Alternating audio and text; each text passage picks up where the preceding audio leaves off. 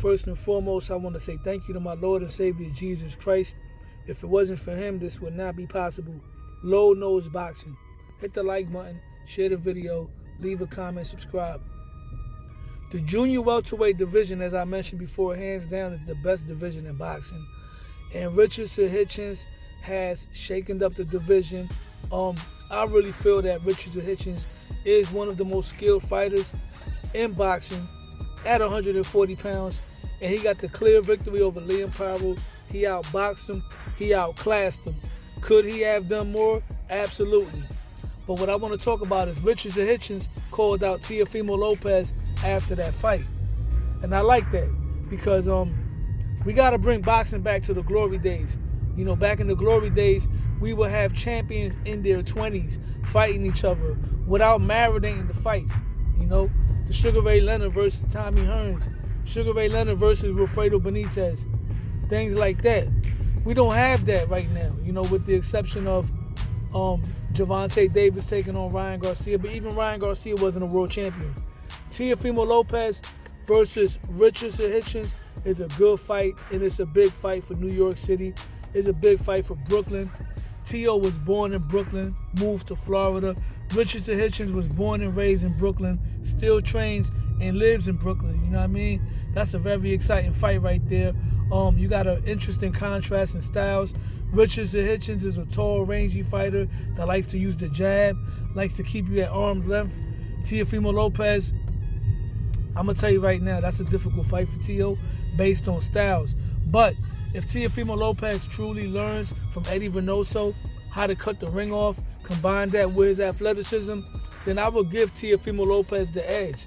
But until I see that, I might have to give Richardson Hitchins the edge for now, because I haven't seen Teo dominate a fighter that fights from long distance.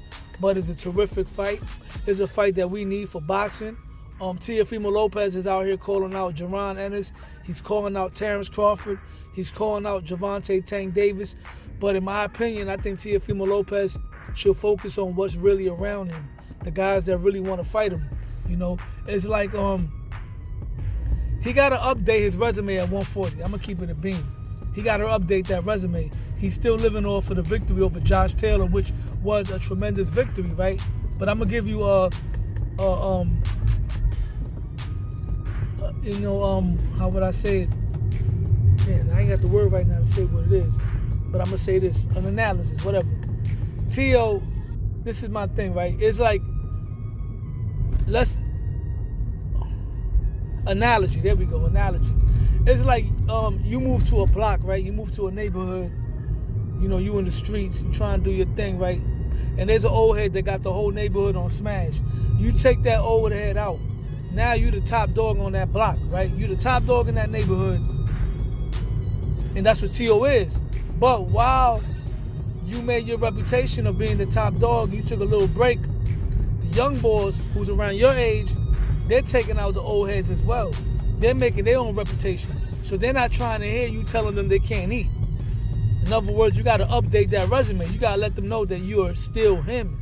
And that's what Teofimo Lopez has to do. Because even though he went out there and he outclassed Josh Taylor, who was the uncrowned, undisputed champion, you got guys like Paro who made a name for himself. You know, Richardson Hitchins just made a name for himself by beating Paro. Raul Valenzuela went up there, made a name for himself.